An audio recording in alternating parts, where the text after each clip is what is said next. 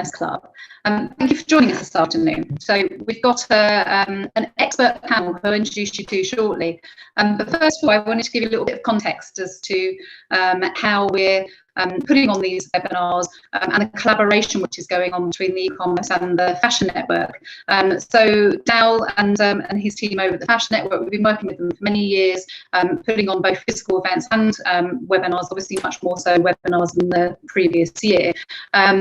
The good thing about kind of marrying up both the networks is the e-commerce club tends to be quite broad across sort of like anyone who's selling online, and that's including sort of, you know, B2B traders, D2C, you know, high street retail, sort of fast fashion. That's kind of sort of everybody in that sort of e-commerce space, automotive, travel, and Dal's group is focusing much more on sort of apparel and fashion, but also sort of like going maybe slightly outside of e-commerce and looking at merchandising and looking at supply chain and looking at sort of like the whole gamut as it affects the apparel industry. So actually kind of marrying those sort of two worlds together has proved to be sort of very effective. And we've been putting on a series of events for a number of years now. So today's event is actually going to be recorded. So if you have a colleague or you know, somebody else that you think might benefit from listening into this, then we will distribute a YouTube link which actually has a recording of the session, which can be sort of like, you know, distributed afterwards. But thank you for joining us today. And obviously the other thing that I want to encourage you to do is to use your chat box. So the chat box you can use to talk to each other. If you want to sort of like put a question to someone in particular on the panel or to everybody on the panel, we'd really like you to get involved and to sort of throw some questions into the mix. Panelists, you know, you're free to also answer some of those in the chat box as well. So, you know, if you're not necessarily sort of like on the screen speaking, you know, do feel free to have a look and sort of, you know, do some sort of responses there. We will be sharing sort of like the LinkedIn profiles for the panelists. I think they're already up on the website, but also afterwards, so that you can sort of communicate with them directly. And you know, we will try and cover everything, but if we don't, there is a networking session afterwards, and in that networking session you'll be able to talk to each other and also again to the panelists if you've got any kind of specific things that you want to bring up, or you want to sort of meet other people that have been involved in taking part in today's event.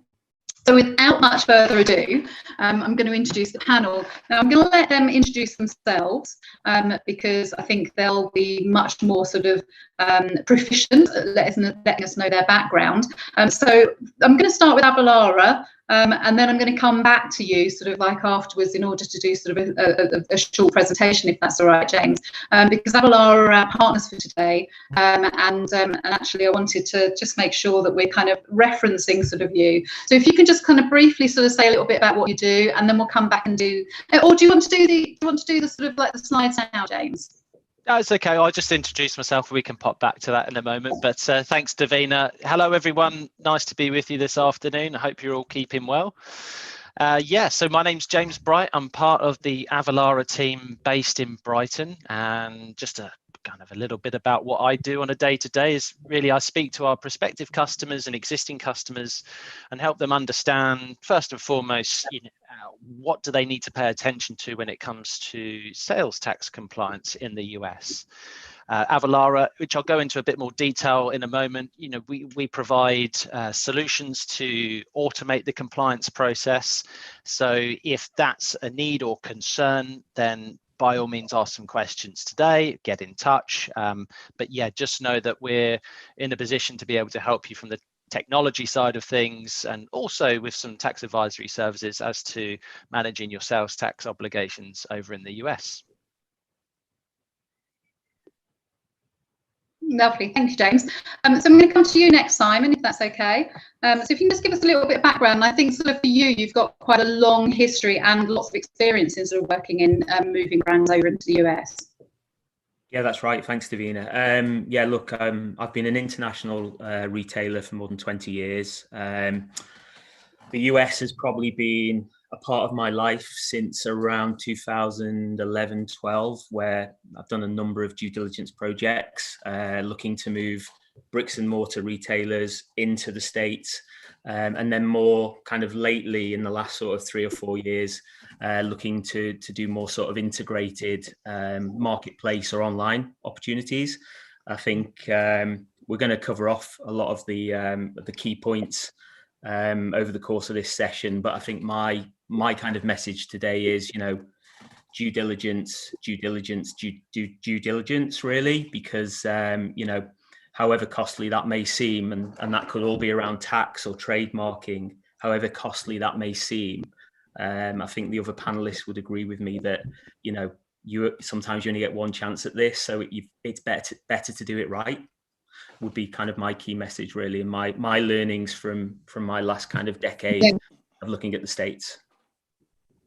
Exactly. I think I agree with you, is that, if you're going to take on sort of like the move into the US, you don't want to, be doing it and then having to redo that whole process because, you started out on the kind of wrong foot. Aaron, if you could just let us know a little bit about your sort of like history and background too, please. Yeah, thank you, Davina. Hello, everyone. I'm very excited to be part of the conversation today. Thanks to Dale and the Fashion Network as well. My name is Aaron Battista, and I'm a founding partner of the Bonfire Group, an Ember company. And we work with brands across the world on their expansion strategy plans. The Bonfire Group is an advisory firm, very small advisory firm that is based in New York and LA. I'm based in LA, and we spend a lot of time, as Simon just mentioned, trying to solve the problems of retail today, looking to bring brands to the US or expanding brands that are here in the US, as well as taking US brands overseas. Excellent. And also we have to apologise that it is 5:30 in the morning over there, or probably 6 a.m. now, is it? I may be talking a little bit slower than usual. Exactly. That's all right. We'll speed you up on the YouTube recording. That sounds great. So I'm going to go back to you, James, because I think because Avalara is supporting today's webinar, I think it's quite useful for you to give a little bit of kind of background as to exactly what it is that you guys do, so that we can kind of understand the context of why you wanted to be involved today.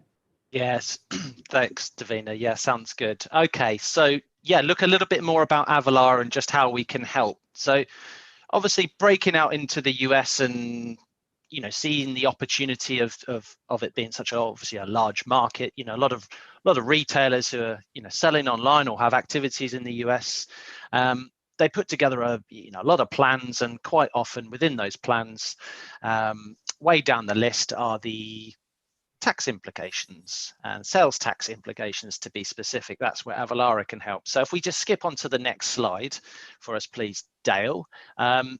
We just sometimes like to simplify the compliance process and just break it down as to where can actually Avalara support your compliance process in the US. Now, it all comes back down to where you have an obligation. Sales tax in the US, you may already know, is very complex, and the rates and rules and everything do differ from state to state. So essentially, we're here to help our partners manage their compliance process through technology, and we can also advise them if they have already been selling into the US as to where their obligations will lie.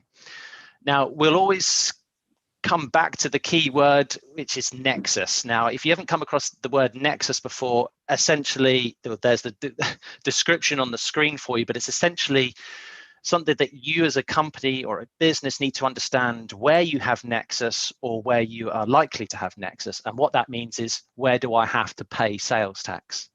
It can be triggered either through physical Nexus, through some of the listed reasons there, most commonly through the location of stock in a given state, or through economic Nexus. And that's a relatively new piece of legislation which arrived in June 2018, subject off the back of a large court ruling by the US Supreme Court, which means the states themselves can now enact economic Nexus to impose the obligation to collect sales tax on distant sellers. So it used to be you had to have a physical presence to be on the hook for sales tax. That doesn't matter anymore. Economic Nexus means if you're selling from the UK and you hit the thresholds, then you are liable for sales tax in those states. And as with anything, the rules will differ by state to state, but a typical state threshold would be $100,000 in annual sales or 200 separate transactions. So looking at that, essentially, we're here to help you determine where your obligations are, and then of course manage the compliance process through technology. So if we just skip on to the next slide for us, please, Dale. Just to really break it down, we'll expand more on this as we go through, but yeah, the US as a tax regime, it's essentially the landscape is very complex. It's made up of over 12,000 different taxing jurisdictions and over 35,000 different rates of sales tax. So yeah, it's a bit of a headache. So if we move on to the next slide, and that's obviously our overview of the current breakdown of jurisdictions. If we move on to the next slide, just this one here, lovely, we can see that in some areas it can get quite complex, where you have customers who are literally just a few houses apart paying a completely different rate of sales tax. The address is an important determining factor as to what rate of sales tax should be applied. And quite often people are unaware of how sales tax is actually calculated. So it's often comprised of a state level tax, county level, city level, and then special local taxes. They're all combined to form a composite rate of sales tax, and that is what you should be charging your customers if you have Nexus in that state. So it's complex, but of course there's technology and our support to be able to help manage the calculation process. And of course, when you're registered in a state, you'd of course have a filing obligation. So if we just skip on to the next slide for us. Yeah, so essentially how we help is with our solution Avatax. So we can help you to determine the correct rate of tax to apply to a transaction. We can help you automate your filing obligations in a given state. And if you're selling B2B to resellers, then quite often they'll be presenting you with a reseller certificate as the transaction would be exempt from sales tax in that B2B scenario. We can support that as well within Avatax. So yeah, look forward to telling you a bit more about that, but that's just a very, very brief overview of sales tax and where Avalara can support you. So look forward to telling you a bit more about that as we go through. Thanks. Brilliant, thanks James. I think we definitely need you to be talking about this, because it's a lot to cover in just a few minutes there, but yeah, hopefully it's not given people too many headaches, but yeah, obviously we're here to help. Exactly. Well, I thought before we go into sort of questions, it would be really good if we could just get like a view from the people that are kind of tuned in and listening. We're going to put up a poll now. So what we want to understand is how many of you are actually already selling into the US. So if you're currently selling into the US, please click yes. If you're not selling into the US, then click no. I was going to add a don't know, but then I thought, well, you should know whether you are, but I'm guessing there might be a few people where that question isn't necessarily relevant to them, because perhaps they're listening in because they're a student or they're learning or something at the moment. So so obviously, sort of, if you can say whether you're currently selling into the US and give us a yes no, that would be great. I don't think we can take part ourselves, panel, so this is just for the attendees, but if they can we'll give you a minute or so to tick the box, and then hopefully that will inform the next part of the conversation. Just on the so webinar, but yeah, far away. So I'm going to go into the first question.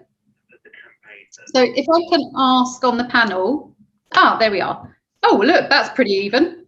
That is very. So, that looks like a US election. It does, doesn't it? It looks like the Brexit vote as well. So we've got 51% of people who are currently selling into the US and 49% no. So that's a pretty even sort of like split between the people listening in.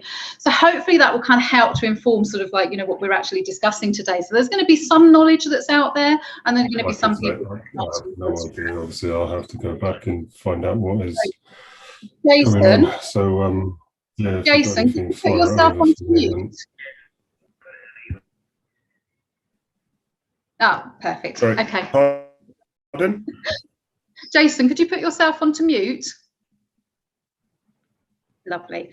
Okay, perfect. Thank you. So, panelists, I'm going to go into the first question. So really what I wanted to actually understand is some of the main challenges that you're facing when you decide to sell into the US. So if I can come to you first, Aaron, what would you sort of, highlight as the kind of biggest challenge for moving into the US market?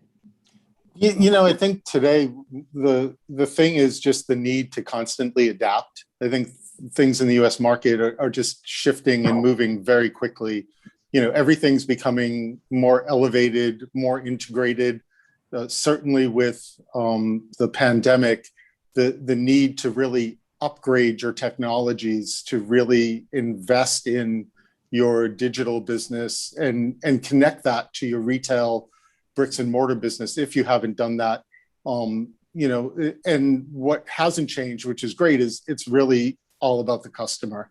It's really focusing on what the customer is looking for, what they're telling you, how they're behaving, and a lot of that data and information is now available.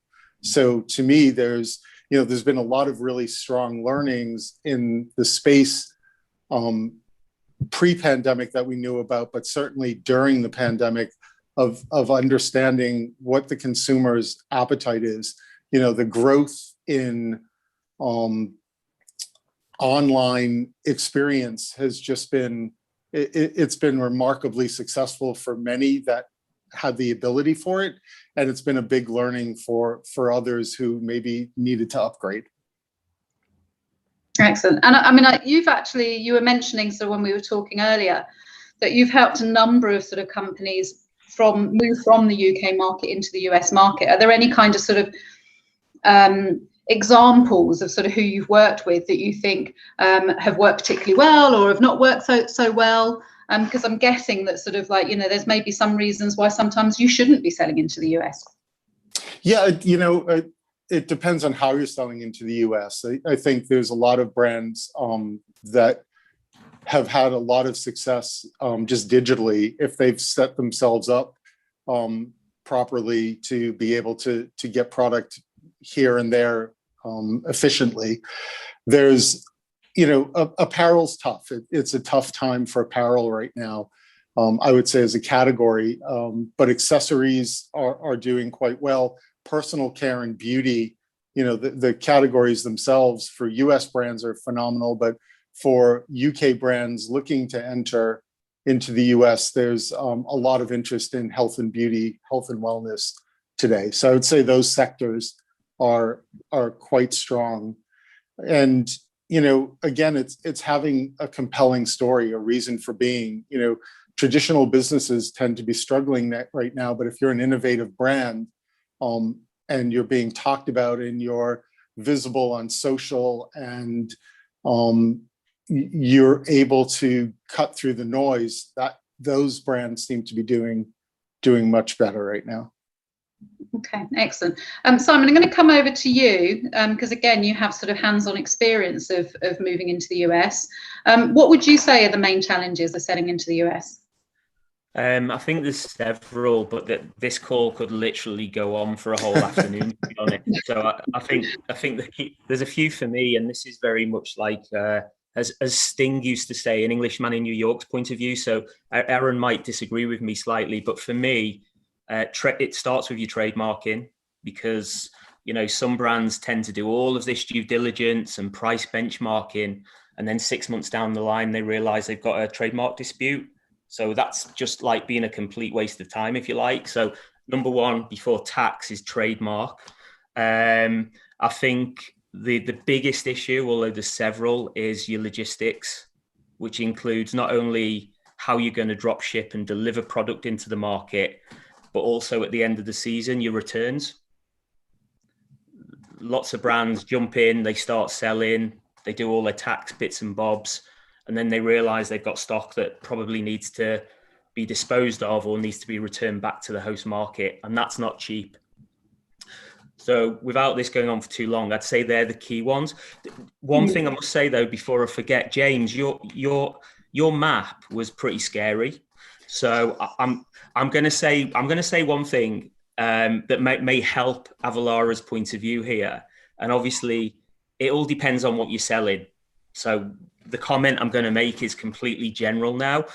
The last 2 or 3 brands that I've worked with, when I've seen maps like your map flashed up, James, in actual fact, especially if you're a UK brand, a lot of your sales seem to be centered around New York, Washington, Chicago, and Boston. Yeah. And then you've got a little bit on the other side that might be around like Seattle or Portland or Oregon. And then there's absolutely nothing in the middle of the country. So it might actually be 30 tax kind of jurisdictions as opposed to 1,200, if you know what I mean. Agreed. Yeah, no, it's a good point. It's something that comes up in conversation sometimes. If I'm talking to somebody in early stages and they've got plans for the US and they understand that, yes, there will be sales tax implications as their sales grow, they often actually ask me, well, where do you think we should register? I said, well, okay, based on your average sale price and your expected plans, you know, let's look at the states that have the largest population and build a plan from there. And quite often that's a good starting place. And yeah, there's a whole lot of space, shall we say, in the middle of the US where, you know, you might not be selling directly into Wyoming, or whereas you'd be doing a lot of sales in New York and or Texas, bigger states like that. You know, that definitely will influence where you direct your efforts, store your stock, and of course register for tax and have the necessary steps in place. And James, what would you say about other challenges of moving into the US? Is there anything else that you wanted to kind of sort of highlight? Yeah, look, I always think it's to know where you want to get, you need to know where you're starting. So, you know, your end destination is, you know, growing into the US and being a successful business and having customers there. Understanding where you're starting off. Now, from a kind of sales tax standpoint, it's best to be ahead of the curve there and be proactive. Okay, so the worst types of conversations are somebody who's been selling for several years into the US and they have learned about economic nexus and realized that they would have triggered the thresholds at given different times in different given states, and they then have tax that is owed to that state, and of course there'll be penalties and interest on that, so they have to invest in services to rectify those issues so that they can move forward in a compliant fashion. So really the goal really is just to get it right first time round, and you know, to have knowledge up front is only going to help. So my sort of answer to that question is the main challenge is understanding where to start. So yeah, it's doing the due diligence in all areas of the business, but from a tax standpoint, understand, right, where are your customers? Where are your marketing efforts being directed? Where are you going to have to register for tax? It doesn't make sense to be doing it in a few months' time. Do it now. You're only good, you know, it doesn't matter if you have to file a zero return for a couple of months, you know, you're compliant from the start and off you go. So I'd say be proactive with your approach to sales tax. So be proactive. I'm going to throw a question from one of the attendees actually at all of the panelists. So whoever wants to jump in on this, it's from Fiona, and she was saying it kind of relates back to the map, I suppose, which is, you know, it's such a huge place. There's so many sort of like, you know, differences, you know, so many different customer behaviours sort of potentially as well. So would you recommend like picking like a particular city or state and starting there and then kind of expanding sort of like outwards from there, like say get it right in New York, and then that's a sort of like a place to kind of leap off into, you know, to other areas of the States? I mean, I don't know who wants to take that. Yeah, can I jump into that one for a second? Because interesting, you know, James, as you were showing your map, if you think about the population of the UK or the size of the UK, it actually fits nicely into the state of Oregon. And you know, you're looking at 330 million people versus 65 million people in the UK, and that the density of sales and retail performance really happens on the coasts. So, you know, New York and then LA, San Francisco, you know, it's usually for most businesses thinking about getting started, the resources, the talent pool, the networking usually happens on either coast. And I would say New York more often than not, because again, the relationship with London, the time zone challenges and so forth. You know, we have 5 time zones in the United States alone, and New York seems to be the center, the place to get started, especially because of the density of shopping population. Simon, do you have a view on that? Would you start with kind of one area first? I'd be a bit radical about my approach, to be fair. If there's any like chief marketing officers out there or marketeers, this is the part where that, you know, when Darth Vader comes in and that sort of imperial music starts playing, they'll probably start to hear that music when I start speaking. But, you know, Aaron, it'd be interesting to get your view on this. A number I got a few years ago on one of my trips to the States was about 66% of all Americans, they actually buy brands on marketplaces. So more or less Amazon and Walmart have nailed the market. Mm-hmm. So with that in mind, my usual advice to businesses is before you think about D2C anywhere, whether it's New York, Boston, where have a little dabble on somebody else's platform, because, you know, you can test the market, you can test product, and then you can get some kind of patchy sales information of where your customers might be. Now, I know, like, you know, chief marketing officers, and boy, have I fallen out with a lot of them over the years. They would kind of talk about data and control of the customer journey, which I totally get, but I just think that at what cost is that to the business when you can have a more kind of soft entry into the US? I don't know, Aaron, yes. If you kind of... Simon, I think that's a really valid point. You know, part of the success of brands coming to the US is having a startup mentality, you know, really thinking about what their brand strategy is, what their financial plans are, and then planning accordingly, because you need to make sure that your product resonates and that it's relevant. And marketplaces are a great entry point. You know, I wasn't necessarily saying coming to set up your headquarters in New York City and then opening retail stores. It's more about having a base of where this industry's team and talent tends to be, and that tends to be on the East Coast. Mm-hmm. And I think actually that kind of ties back in nicely to some of the kind of cultural challenges as well. You know, again, if maybe dependent on what type of brand you are, you know, are there cultural considerations? Are there certain products that are going to sell better into sort of certain states and not in so much into others? I don't know who wants to take that.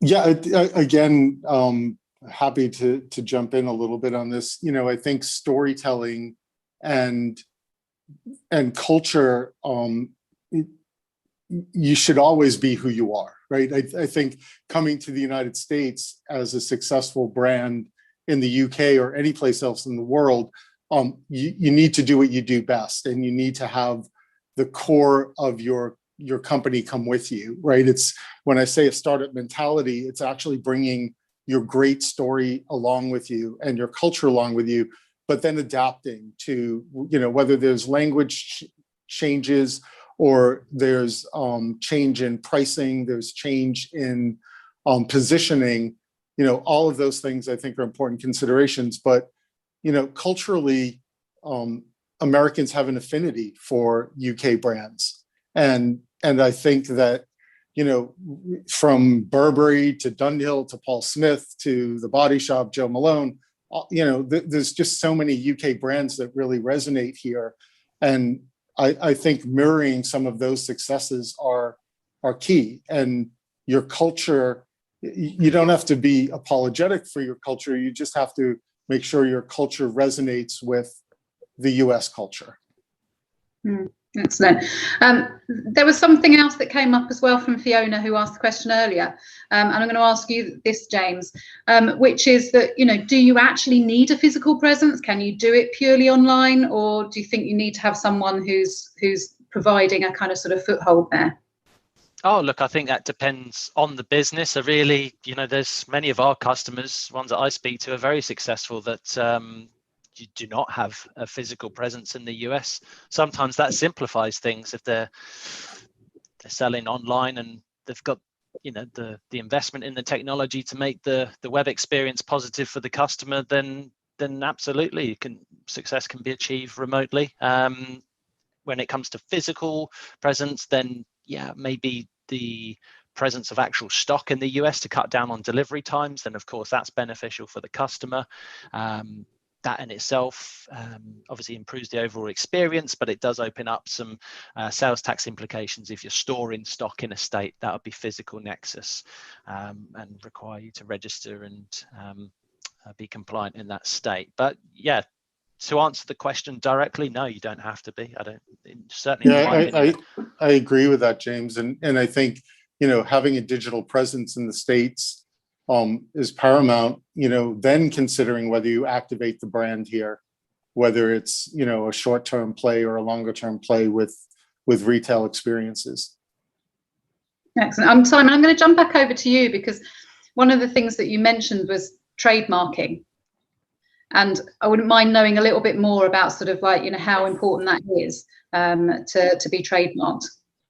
Yeah, look, really, really massively important. And it, for me, it always has to be at the top of the list, because nobody likes to waste time or money in kind of on due diligence projects. And, yeah, look, I've worked with businesses and for businesses before where trademark has been a huge issue and can go on for 3 or 4 years and can cost a lot of money, either to acquire your trademark back from somebody that might have it, not maliciously, just completely by, chance that they've used a generic word in their own trademarking. So it's not always malicious. It can just be an accident, but it costs money to get your trademark back, or, to enter into some form of coexistence agreement.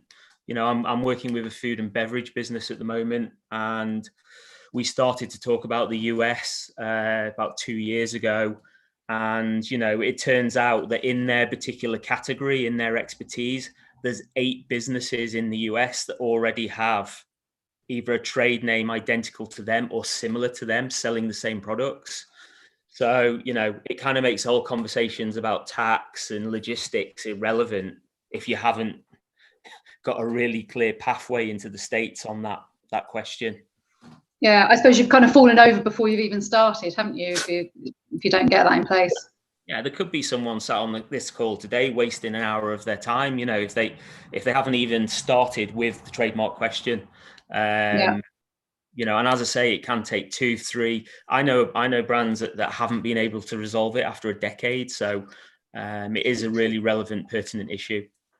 So Sally has asked on this, actually. So she's saying, is it the case that it needs to be checked in every state, or is there sort of a US-wide sort of trademark body that you can speak to? Aaron probably knows better than me, but I don't believe it's statewide. I think there's a central trademarking hub. Aaron, I don't know if you've got more. Yeah, I'm certainly not an expert in trademarking, but it is central. You don't need to trademark by state, but you do need to make sure that you're registered on that national trademarking. Excellent. If we can find out what it is for you, Sally, we'll circulate it afterwards. So maybe we can have Googling it. I've got some good lawyers. I know some good lawyers anyway. They know the answer to that question. You know some good lawyers. Everyone knows some good lawyers. Yeah. Hopefully I won't need them after doing this webinar. Hopefully. No, let's hope not. I don't think we're going to be that contentious. So I'm going to sort of like bring you in, James. I want to put up the next poll if we can. I know that Dow's sitting in the background there sort of helping us out with the polls. So can we put up the next poll? And so I want to find out, are you registered, for those people who are already selling into the US, of course, but are you registered in any states for sales tax? So if you can just complete this though, are you registered in any states for sales tax? And then that will inform our next question, which is obviously for you, James, in case you hadn't worked it out. Well, it was, I know it was kind of, kind of a talking point that I'm always interested to find out about, because it's a real thing. A lot of our customers have already begun selling into the US, and they don't have the appropriate registrations in place, or even the understanding as to why they need it. And that's when the conversation starts with us, or naturally they've taken tax advice and then come to us to ask about the services we offer. But well, we can see there that if we bear in mind that sort of, I don't know if that's just the 50% who are selling, I'm assuming it is, but 80% of them are not registered. Now, I know you said there were some thresholds as well. So it might be that you're selling the odd thing into the States, you don't need to worry about it. So can you just give people a little bit of an idea about, where those thresholds are and sort of what they should be considering, and what point comes where you need to be thinking, right, I need to make sure that this is properly set up? For sure. So the state thresholds, otherwise known as the economic nexus thresholds, typically they'll be based on a value of sales of $100,000 in a calendar year, or 200 transactions. So if you're selling a low value item and you're selling a high volume of them, then you could trigger economic nexus quite quickly in some states. So that's the key thing to be aware of, those thresholds. I mean, we have the state-by-state list on our website. We'll circulate this after with some useful information. But just know that Avalara's website has, as a sales tax hub. I'll pop it into the chat in just a moment, actually, and you can get some more information on that. But just seeing those thresholds. So if you know your target market is in New York or wherever, then have a look at the thresholds there. And the best way to approach it is, if you think you're going to hit it soon, if all things are pointing towards it, just get the registration in place and the mechanism in place to be able to calculate the tax and file, because you don't want to be doing it manually. It's very difficult. And is there, there's obviously some financial implications if you don't get it in place. You're saying a bit like, with our own sort of HMRC, I'm guessing that, maybe there are fines and so on. I mean, can they actually stop you trading? I mean, are there other sort of legal implications? Yeah, I mean, different states will have a different approach to things, but naturally they have audit teams who are designed to generate revenue for the state. So they will look for businesses who are not compliant, and that can happen as simply as an auditor doing their online shopping and realizing that you're not charging sales tax on the invoice. That could prompt a bit of a closer look into your business. That's happened. But what can they do? They could potentially seize your stock or place limits on you within the state. That's for them to explain to you. But it's a situation you don't want to be in. You'll receive a tax notice, and it's another thing on your plate. And well, I've seen it from our customers' point of view. It's a cause of concern and added stress, and the financial implications as well. There's going to be penalties and interest on the delinquent tax. So it's it's not something that you want.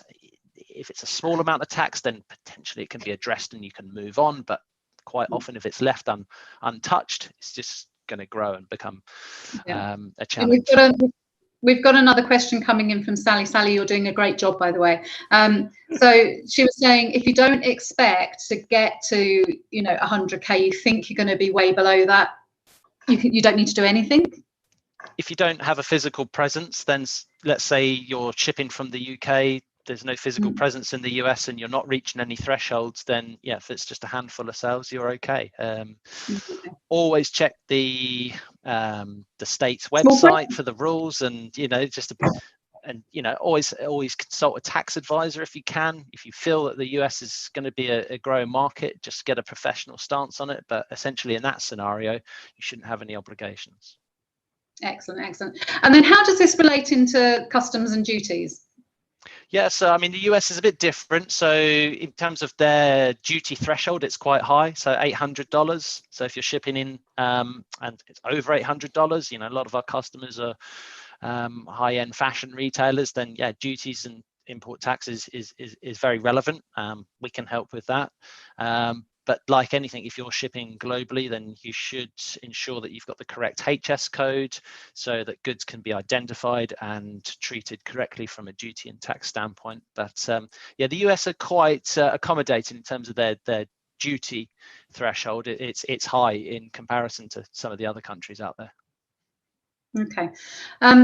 And I think then sort of like it'd be nice to kind of bring everybody else in on this one. So I don't know if I can sort of, hop back over to you maybe, Simon, on this, but thinking about sort of, fulfillment, sort of shipping, what do people need to be aware of there?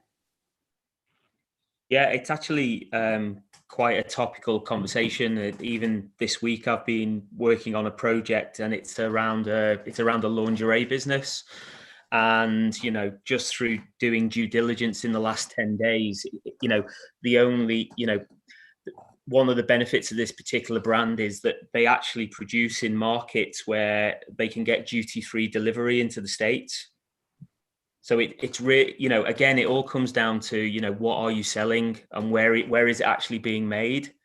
Because, one of the key successes to any retail business, whether it's premium, heritage, fast fashion, is what is that landed cost going to be in market, and how, if you're having to fundamentally change the DNA of your brand around pricing because of where it's coming from and what those duties are, then your customer experience is completely different to what it is in the UK.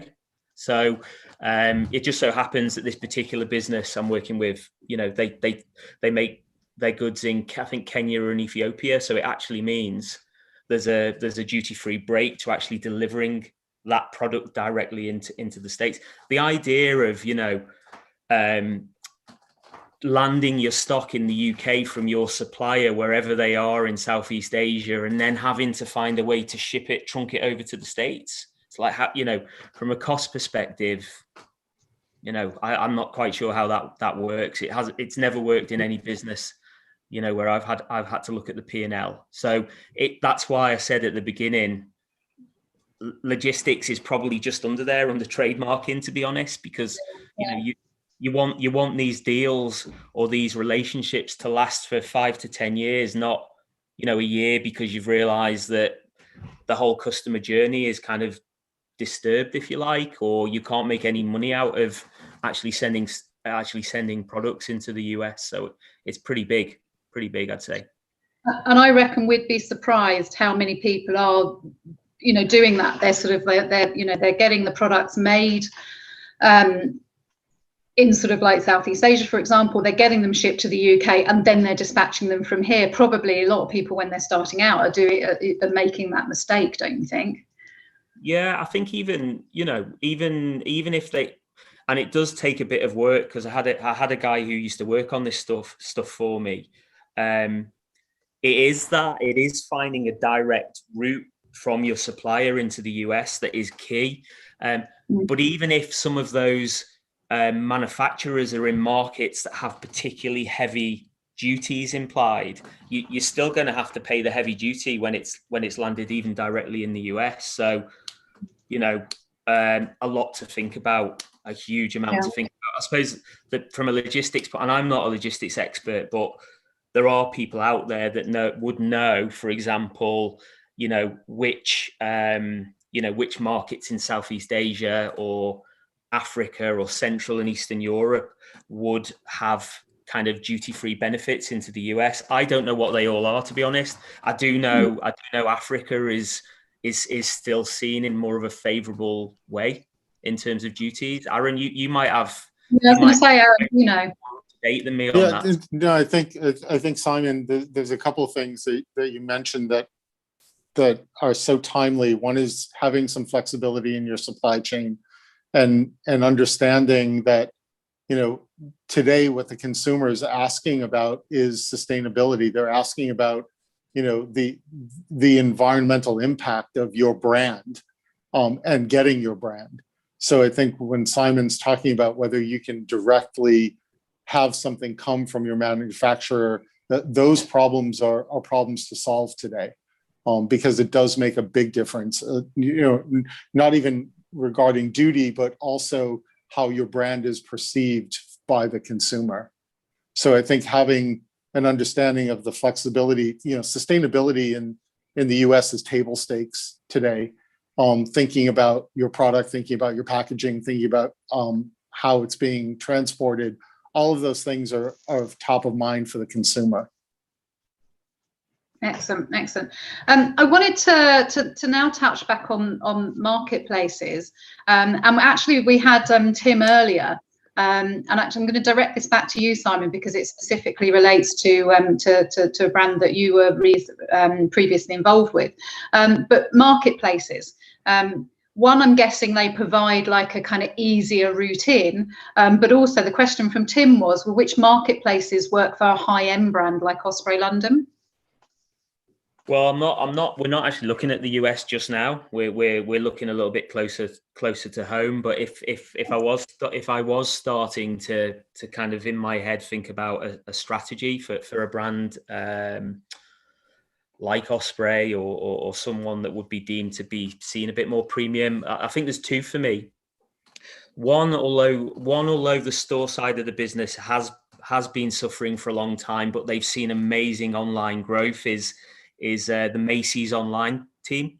So while the stores have kind of been going like that, the online sales have been pretty strong. And I had some quite interesting conversations with those guys. I was actually there 4 weeks in New York with them before this whole COVID situation kicked off. So there would be some potential there. And then I guess, tipping my hat a little bit to what Aaron was mentioning about, what the customer wants at the moment in terms of the millennial and the Gen Z in the market, in terms of sustainability and a different way of shopping. A really interesting business. It's really small in the UK at the moment, but I think it's like $3 billion plus in the US. It is a brand like Stitch Fix, which is a subscription business.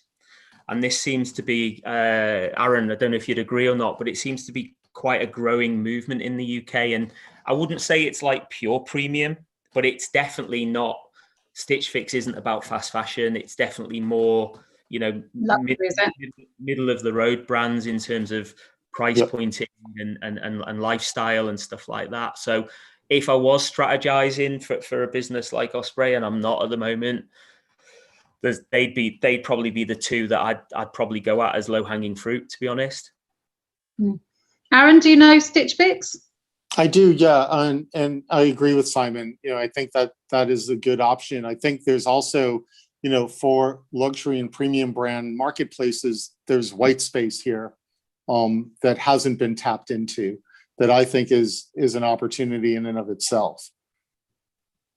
Excellent. Okay, and then James, I'm wondering, are there kind of thinking about maybe sort of more general routes in? I know we sort of mentioned things like Amazon and Walmart. I mean, are those the ones that you would recommend, or is there any other marketplaces that you think might be useful to people?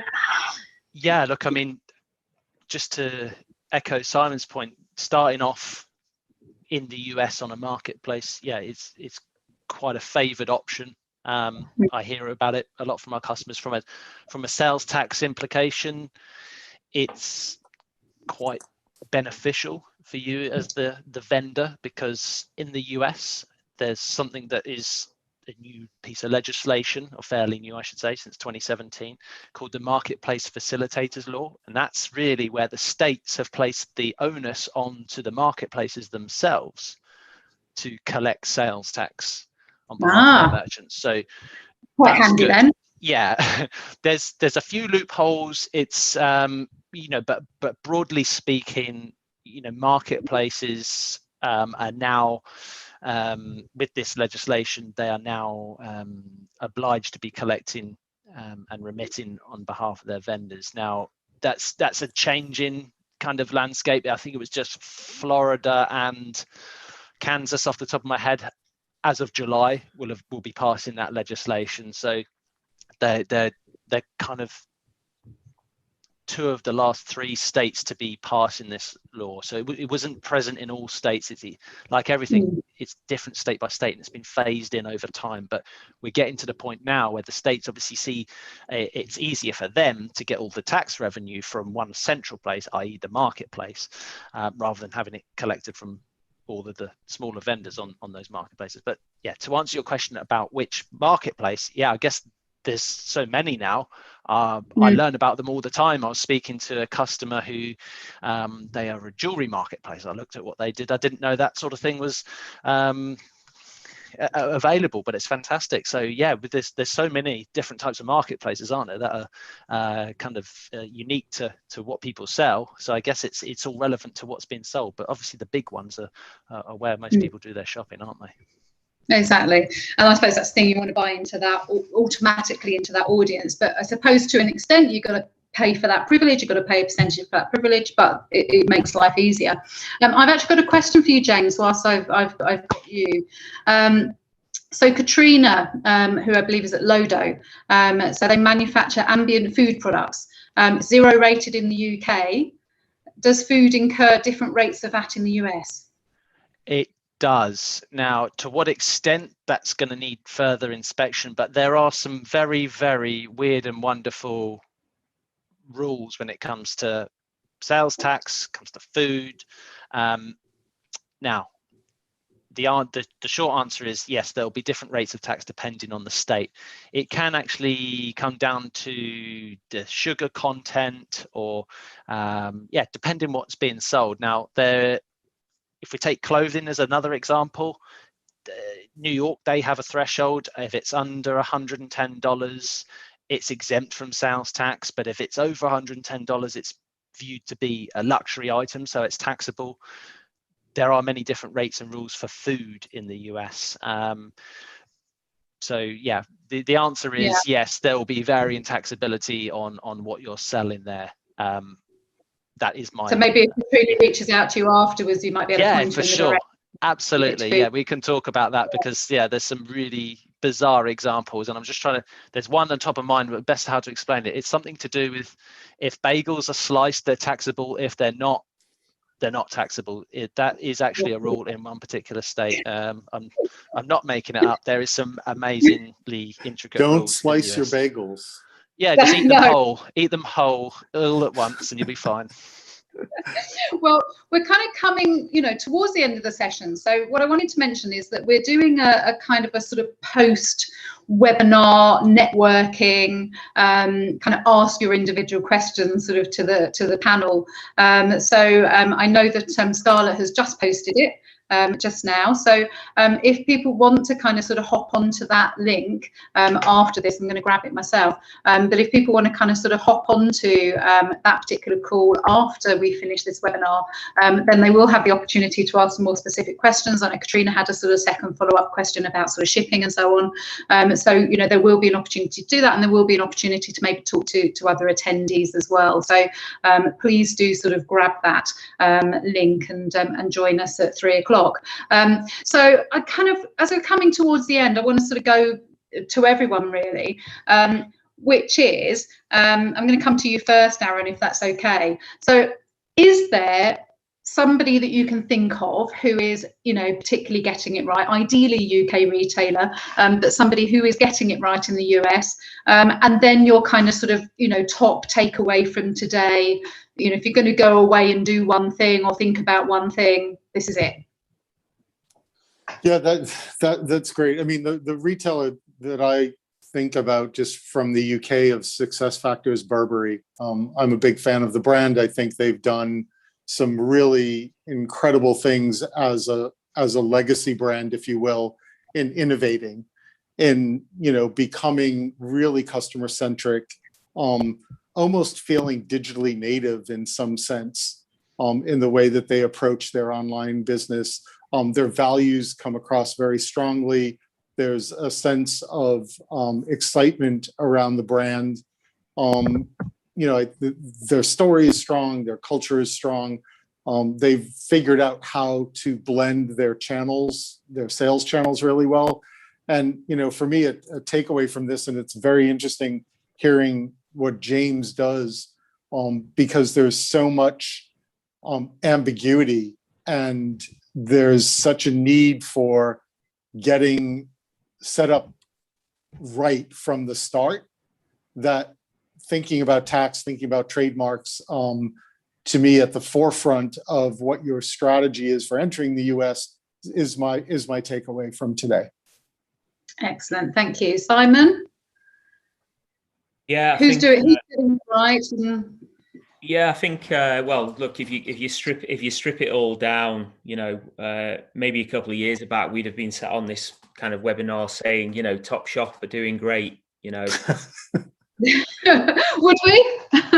Well, they were probably doing great on the sales line, but you don't really know what's going on underneath the bonnet, so to speak. I think, and I think that was funny because a big part of my due diligence was to actually look at a few of their stores way back now, 7, 8, 9 years ago, even in Vegas and New York, and it never quite stacked up for me. I mean, they'd be adjacent to like a Forever 21 store, but they'd be selling a similar pair of jeans for like $25, $30 more. And, the American customer is really, really, smart. They can shop on marketplaces, they can price check, everybody, it's all about, mobile technology these days. So you really can't kid the customer. The customer's king. We all know that in this world. I think if we roll it forward to where we're at the moment, obviously ASOS and Boohoo are always reporting really strong sales in the US. So, we have to tip our hat to what they're doing in the US. And then an Irish business, very well known, Primark, which isn't luxury, isn't premium. But I don't know. I absolutely don't know. So I don't have to get my lawyer involved in this. I don't know. But I'm only guessing that because their products are so incredibly keen on the price, that they must have nailed their supply chain into the US. They must have nailed it. Whether that's because I know Western Limited in Canada have a stake in that business. Perhaps, they've used some of their expertise of the Canadian and the North American markets to support with that growth. But, wow, they're really on quite a journey at the moment in the US, it would seem. And, well done for them. Well done for them for cracking. Primark surprises me. I didn't realise they were doing so well in the US. But okay, that's interesting. James, so you have the final word. You have 2 minutes. Who do you think is getting it right? And what do you think we should be thinking about sort of like post this webinar? Wow. Okay, 2 minutes to fill. No, okay. Look, there's a lot of, looking from a UK perspective, there's a lot of brands that are doing very well over there, and some of the names that have been mentioned are customers of ours, and it's always great to hear them mentioned on the call. And there's a great deal of other retailers who are doing very well over there. Look, the ones who are investing in their technology, doing the due diligence around the supply chain management in the US, and incorporating their tax obligations into their strategy. They're the ones who get it right at the start and don't have to spend time, resources, and money on correcting things. I've been close to some conversations where people have they can probably afford to fix things, but it's the time and the resources that it takes out of their day-to-day to rectify the issues that they have from a historical standpoint. So really, the key takeaway for me, I thought it was really interesting to hear about the trademarking side of things, and that was great. And it's very interesting to hear that customer who had 8 other companies with a similar name. I mean, that must have been an interesting conversation on that day. But yeah, that was really. We're not going.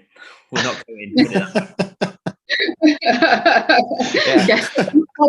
track the idea. Yeah. So really, kind of the takeaway of the message really is to be proactive. Look at it now. It's as with everything in life, don't procrastinate. Just have a look now. Start the conversations with your tax advisors. Have a look at technology, talk to Avalara, look at our website. We've got some great content to guide you and just get this conversation started internally for you.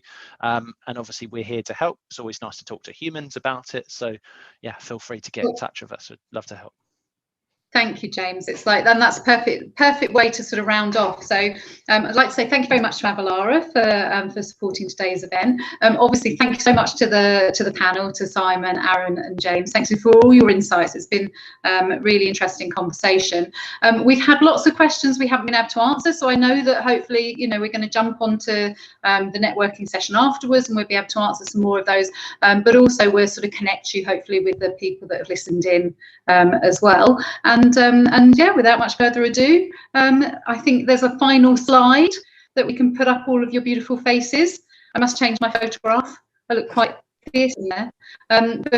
You know, thank you very much to everyone for taking part in today. Thank you very much for Dale over at DFN as well for you know, helping to facilitate. Obviously, thank you to everyone who's listened in. So I'm going to hop off now and hop off onto the other call. Thanks, everyone. Thank well you. presented, Bye-bye. Davina. Thank you so much. Thanks for having us. Thank you. No worries. Thank you.